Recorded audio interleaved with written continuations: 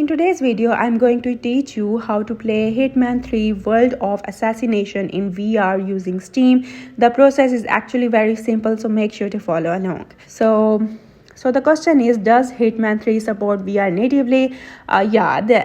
This is what makes everything easy. Hitman 3 has native VR support on Steam, which means no mods, no extra downloads, no complicated setup. Just connect your VR headset and the game will automatically detect it.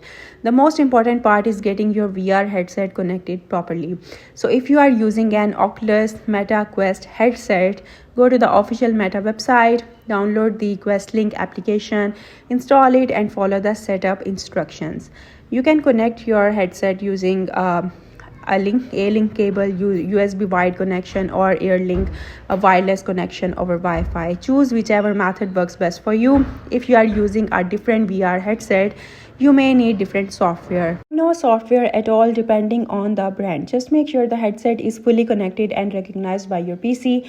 Once your headset is connected, open Steam, start Hitman 3. The moment the game launches, it should automatically show a message switch to VR mode.